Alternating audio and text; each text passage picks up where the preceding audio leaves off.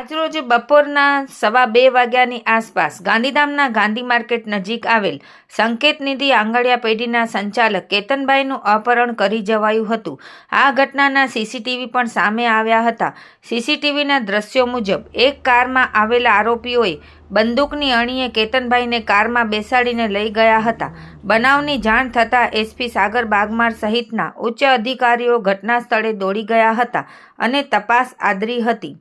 DYSP Mukesh ચૌધરીએ media સમક્ષ જણાવ્યું કે પોલીસની તત્કાળ કાર્યવાહીને પગલે ભોગ બનનાર વેપારી કાર સહિત સલામત રીતે સામખિયાળી નજીકથી મળી આવ્યા છે. હાલ પોલીસની તપાસ ચાલુમાં છે, પરંતુ એક વેપારીનું બંદૂકના અણીએ અપહરણ કરી લેવાની ઘટનાએ સનસનાટી મચાવી દીધી છે. આજરોજ બપોરે 2:15 આસપાસ ગાંધીધામ વિસ્તારમાં આવેલી સાંકેત નિધિ આંગણિયાના સંચાલક કેતનભાઈ કાંકરેજાનું અજાણ્યા ઇસમો દ્વારા અપહરણ કરવામાં આવેલું અને આ ઘટનાની જાણ પોલીસને થતાં તાત્કાલિક પોલીસની ટીમો બી એની પાછળ લાગી ગઈ અને સમગ્ર જિલ્લામાં પોલીસ દ્વારા કોમ્બિંગ અને નાકાબંધીનું કરવામાં આવ્યું. અને જે દરમિયાન પોલીસની સતત આરોપીની પાછળ હોવાના નાતે આરોપીઓ જંગી સાઈડ ભાગી ગયેલા હતા અને ત્યાં ભોગ બનનારને ઉતારીને આરોપીઓ ત્યાંથી ફરાર થઈ ગયેલા છે.